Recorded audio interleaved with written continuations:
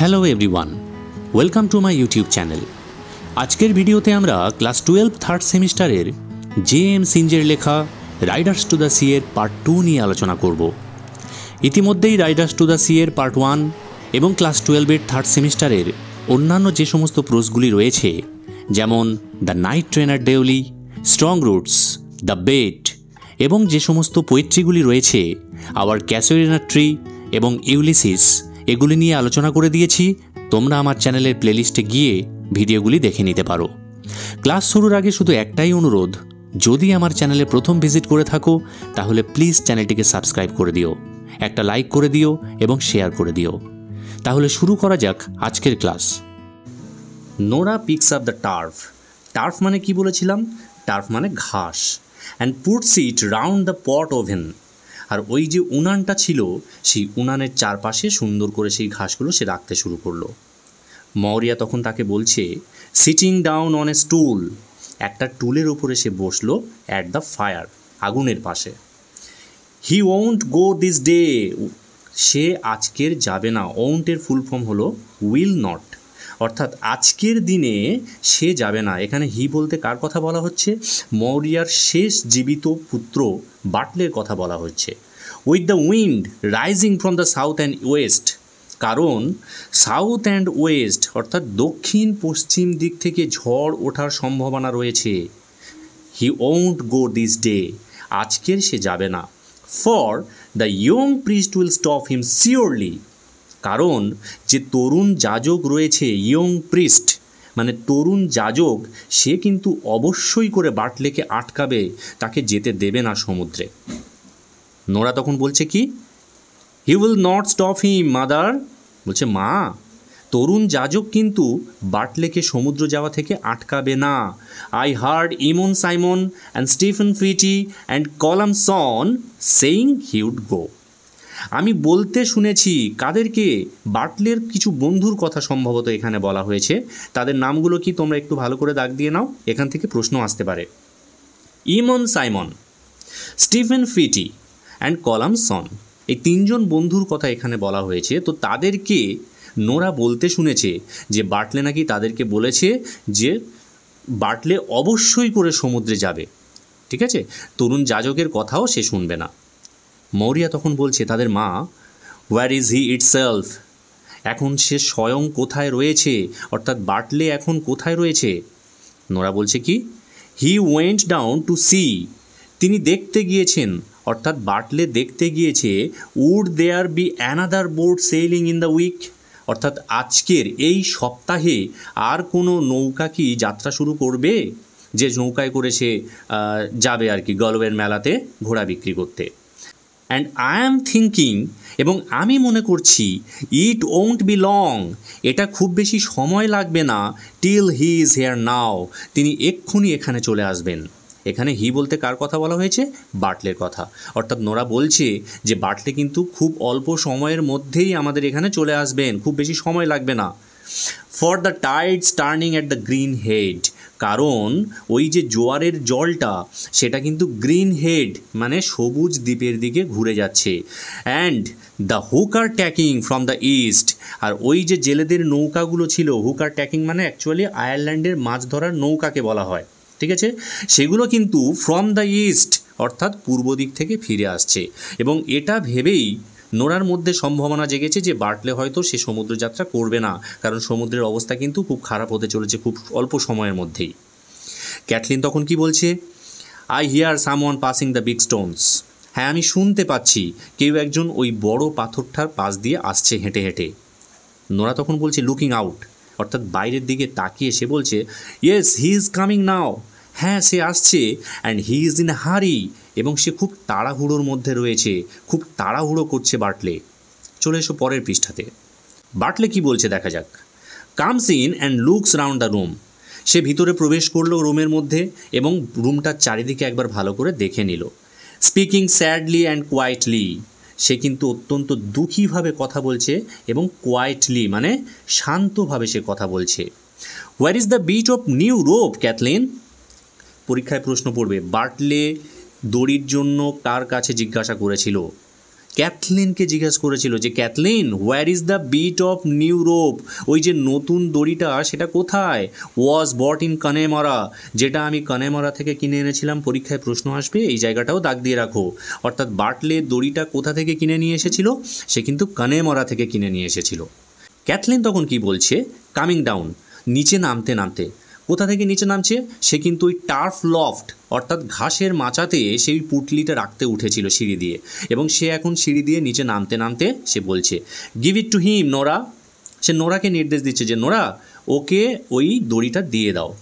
It is on a nail by the white board, অর্থাৎ ওই যে দড়িটা সেটা কোথায় রাখা হয়েছে? অন এ নেল, একটা পেরেকে ঝুলিয়ে রাখা হয়েছে বাই দ্য হোয়াইট বোর্ড। ওই যে সাদা তক্তাগুলো রয়েছে, ওই সাদা তক্তার পাশে একটা পেরেক রয়েছে দেওয়ালে, সেই দেওয়ালের পেরেকে ঝুলিয়ে রাখা হয়েছে। এবং নোরাকে নির্দেশ দিচ্ছে ক্যাথলিন যে ওটা বার্টলেকে দিয়ে দাও। I Hang it up this morning, আমি এটা আজকে সকালে ওই পেরেকে ঝুলিয়ে রেখেছি। For the pig with the black feet, কারণ ওই যে কালো পাওয়ালা শূকরটা রয়েছে না, ওয়াজ ইটিং ইট, সে ওই দড়িটা বারবার খাওয়ার চেষ্টা করছিল, সে খাচ্ছিল দড়িটা। তো সেই জন্য ওই শূকরটার জ্বালায় অস্থির হয়ে আমি ওই দড়িটা নিয়ে ওই পেরেকে ঝুলিয়ে রেখেছি। নোরা তখন বলছে গিভিং হিম এ রোপ, তাকে একটা দড়ি দিতে দিতে, ইজ দ্যাট ইট বার্টলে, বার্টলে দেখ এইটা কি, এই দড়িটা কি? মৌরিয়া তখন কি বলছে? You do right to leave that rope Bartley, Bartley তুমি যদি ওই দড়িটা রেখে দিয়ে যাও তাহলে খুব ভালো হয়, হ্যাঙ্গিং বাই দ্য বোর্ড, ওই তক্তার পাশে ঝুলিয়ে রাখলে। Bartley takes the rope, Bartley সেই দড়িটা সেখান থেকে নিল। It will be wanting in the place, I am telling you, আমি তোমাকে বলছি এই দড়িটা কিন্তু এই জায়গাতে কাজে লাগবে। অর্থাৎ তুমি তো দড়িটা নিয়ে চলে যাচ্ছ, কিন্তু বাড়িতে আমাদের এই দড়িটার প্রয়োজন রয়েছে। কেন? If Michael is washed up tomorrow morning, যদি আগামীকাল সকালে মাইকেলের দেহটা ভাসতে ভাসতে আসে, অর দ্য নেক্সট মর্নিং, অথবা পরের দিন সকালবেলায় যদি ভাসতে ভাসতে আসে, or any morning in the week, অথবা এই সপ্তাহের যে কোনো সকালবেলায় যদি মাইকেলের বডিটা ভাসতে ভাসতে আসে, তাহলে ওই দড়িটার কিন্তু আমাদের প্রয়োজন আছে। For it's a deep grave we will make him by the grace of God, কারণ ঈশ্বরের আশীর্বাদে আমরা তার জন্য একটি সুগভীর সমাধির ব্যবস্থা করব। অর্থাৎ একজন মা হয়ে মৌরিয়া বলছে কতটা সে কষ্ট পেয়েছে, কষ্ট পেতে পেতে পেতে পেতে তার একেবারে সয়ে গিয়েছে। ঠিক আছে, মাইকেলের মৃত্যু তার কাছে কিন্তু কোনো রকমের আশ্চর্যের কিছু হচ্ছে না।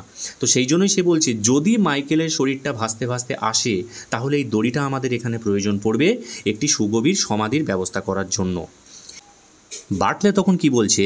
Begins to work with the rope, সে ওই দড়িটা দিয়ে কাজ করা শুরু করে দিয়েছে। I have no halter the way I can ride down on the mare, অর্থাৎ আমার কাছে আর কোনো দড়ি নেই। হল্টার মানে কি? অ্যানাদার রোপ, দেখো তোমাদের তলাতে নোট করে দেওয়া আছে, একটু দেখে নেবে।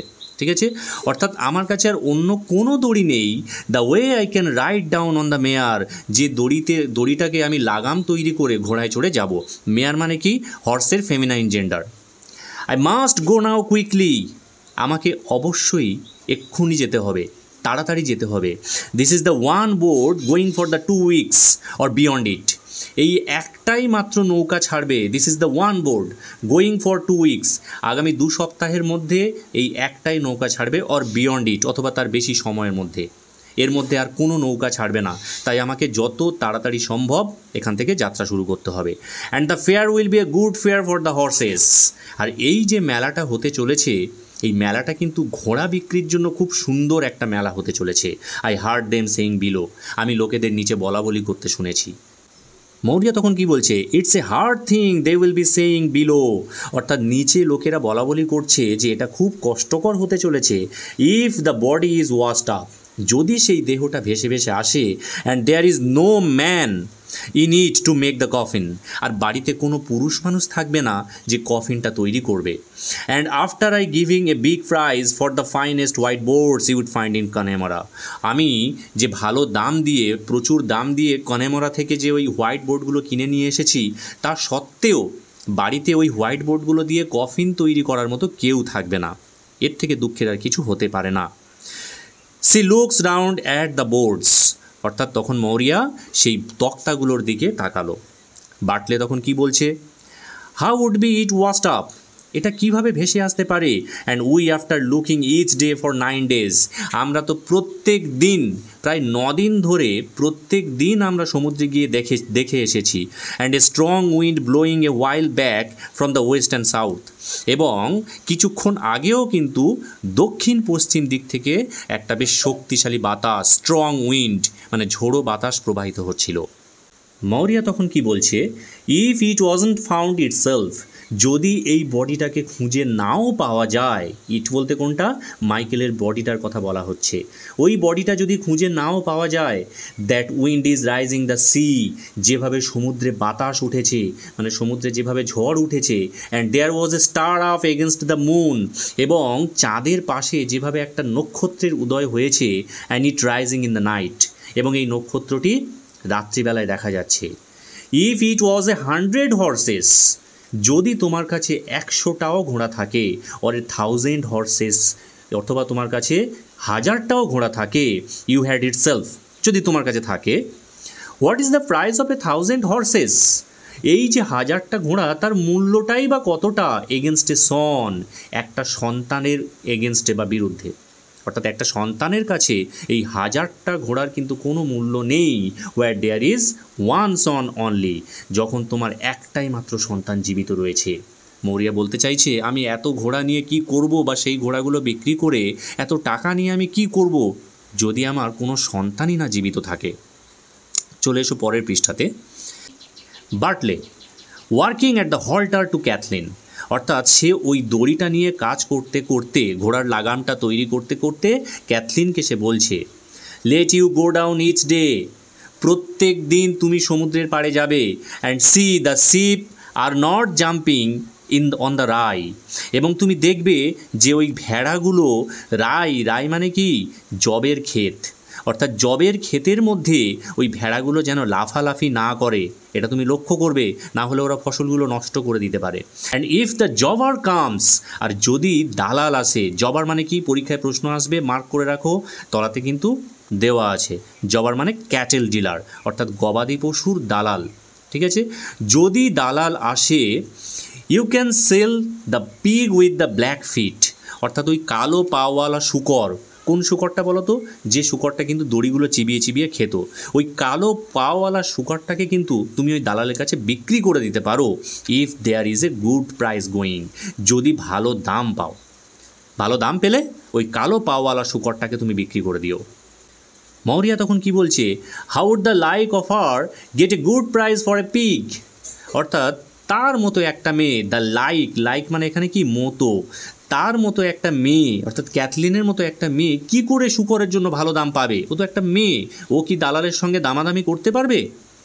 বার্টলে তখন ক্যাথলিনকে বলছে, if the west wind holds, যদি পশ্চিমা বাতাসটা থাকে, বজায় থাকে, with the last bit of the moon, অর্থাৎ চাঁদের শেষ টুকরো পর্যন্ত, অর্থাৎ যে last bit of the moon মানে কিন্তু এখানে অমাবস্যার কথা বলা হয়েছে, অমাবস্যা পর্যন্ত যদি পশ্চিমা বাতাস এইভাবেই প্রবাহিত হতে থাকে, let you and Nora get up weeds enough, অর্থাৎ তুমি এবং নোরা কিন্তু গেট আপ মানে দেখো তলাতে দেওয়া আছে সংগ্রহ করা, কালেক্ট, তুমি এবং নোরা কিন্তু যথেষ্ট পরিমাণে আগাছা সংগ্রহ করবে। উইড মানে আগাছা, উইড এনাফ, যথেষ্ট পরিমাণে আগাছা সংগ্রহ করবে, for another cock for the kelp, আরও একটা ঘাসের স্তূপ তৈরি করার জন্য। সিওসিকে কক মানে কিন্তু এখানে মোরগ নয়, এখানে কক মানে ঘাসের স্তূপ। ফর দ্য কেল্ভ মানে হচ্ছে শ্যাওলার ছাই, অর্থাৎ শ্যাওলা পুড়িয়ে যে ছাই তৈরি করা হয়। It's hard said we will be from this day, অর্থাৎ আমাদের কিন্তু এখন থেকে খুব কষ্টের মধ্যে দিয়ে জীবনযাপন করতে হবে। With no one in it but one man to work, কারণ এই বাড়িতে মাত্র একজন পুরুষ মানুষ জীবিত রয়েছে সমস্ত কাজকর্ম করার জন্য, আর সেই পুরুষ মানুষটিও কিন্তু সমুদ্রে চলে যাচ্ছে। সে কোথায় যাচ্ছে? গালওয়ের মেলাতে ঘোড়াগুলো বিক্রি করতে। মৌরিয়া তখন কি বলছে? It's hard said we will be surely, অর্থাৎ তুমি ঠিকই বলেছো, আমাদের কিন্তু এইবারে খুব কষ্টের মধ্য দিয়ে জীবনযাপন করতে হবে। The day you are drowned with the rest, কারণ আজকের দিনেই তুমি কিন্তু বাকিগুলোর সঙ্গেই তুমিও সমুদ্রে ডুবে যাবে। ইউ আর ড্রাউন্ড, মা হয়ে তার নিজের সন্তানকে এই কথা বলছে। ঠিক আছে। You are drowned with the rest মানে কি, অবশিষ্টগুলো, বাকিগুলো যেমন সমুদ্রে ডুবেছে তুমিও কিন্তু সেইভাবেই ডুববে। অ্যাকচুয়ালি মৌরিয়ের এই কথাগুলো বলার উদ্দেশ্য বাটলেকে সমুদ্রে যাওয়া থেকে আটকানো। What way will I live, আমি কি করে বেঁচে থাকবো, and the girls with me, আর এই মেয়েগুলোই বা আমার সাথে কি করে থাকবে, and I am old woman looking for the grave, এবং আমি তো হয়ে গিয়েছি একজন বৃদ্ধা মহিলা, আমার বয়স হয়ে গিয়েছে, I am looking for the grave, আমি তো মৃত্যুর পথ চেয়ে বসে আছি, কখন মৃত্যু এসে আমাকে গ্রাস করবে। আর তুমি একমাত্র সন্তান হয়ে আমাদের ছেড়ে চলে যাচ্ছ। বাটলে লেজ ডাউন দ্য হল্টার, বাটলার সেই অন্য দড়িটাকে, যেটা দিয়ে ঘোড়ার লাগাম তৈরি করছিল, সেই দড়িটাকে নিচে নামিয়ে রাখলো। Takes off his old coat, take off মানে কি, এটা কিন্তু ফ্রেজাল ভার্ব, এর মানে খুলে ফেলা। সে তার পুরনো কোটটাকে খুলে ফেললো। And puts on a newer one, এবং সে পুট অন মানে কি, পরিধান করা, এবং সে একটা নতুন কোট পরে ফেললো অফ দ্য সেম ফ্লানেল, সেই একই বস্তু দিয়ে, একই কাপড় দিয়ে তৈরি। যেরকম একটা কোট পরেছিল সেই কোটটাকে খুলে দিল, দিয়ে একই রকম বস্তু দিয়ে তৈরি আর একটা কাপড় সে পরে নিল। বাটলে বলছে টু নোরাকে, is she coming to the pier, সে কি ওই নৌকাঘাটে আসছে। এখানে সি বলতে কিন্তু নৌকার কথা বলা হয়েছে, কোনো মেয়ের কথা নয়, এখানে নৌকাটাকে পার্সনিফাই করা হয়েছে। অর্থাৎ সে কি নৌকার ঘাটে আসছে, পিয়ার মানে নৌকার ঘাট, সে কি নৌকার ঘাটে আসছে। নোরা তখন কি বলছে, লুকিং আউট, বাইরের দিকে তাকিয়ে, she is passing the green head, সে ওই সবুজ দ্বীপটার পাশ দিয়ে আসছে। এখানে সি বলতে সেই নৌকাটার কথাই বলা হচ্ছে, অর্থাৎ সেই নৌকাটা সবুজ দ্বীপটার পাশ দিয়ে আসছে। And letting fall her sails, এবং সে তার পালগুলো নামিয়ে রাখছে। সেল মানে কি, পাল। এই নৌকাটায় করে কিন্তু বাটলে তার যাত্রা শুরু করবে। বাটলে তখন কি বলছে, getting his purse and tobacco, সে তার টাকার ব্যাগটা এবং টোবাকো, কিছু তামাক সঙ্গে করে নিয়ে নিল। I will have half an hour to go down, দাগ দিয়ে রাখো, নৌকা পর্যন্ত যাওয়ার জন্য তার হাতে মাত্র আধ ঘন্টা সময় রয়েছে।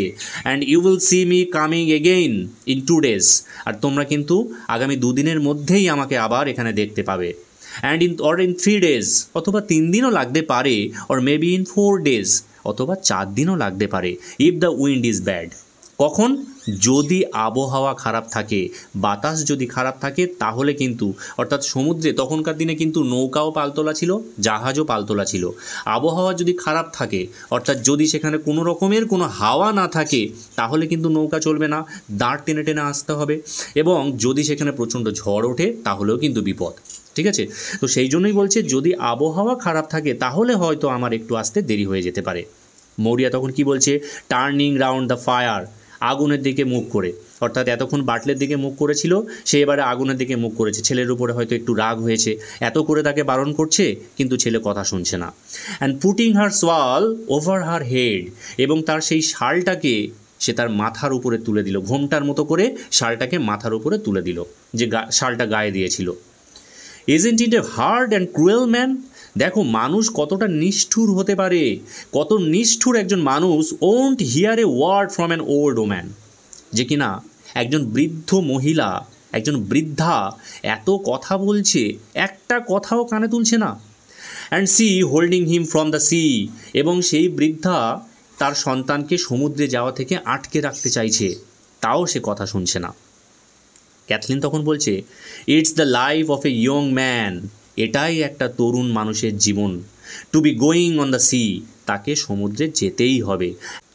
And who would listen to an old woman, আর কে শুনবে এইরকম এক বৃদ্ধা মহিলার কথা। With one thing and she saying it over, এবং সেই একটা জিনিস যে ওভার অ্যান্ড ওভার, বারংবার একটা জিনিস কানের কাছে ঘ্যান ঘ্যান করতে থাকছে, এইরকম একজন বৃদ্ধার কথা কে শুনবে, এমনিতেই তো বিরক্ত লাগে সকলের।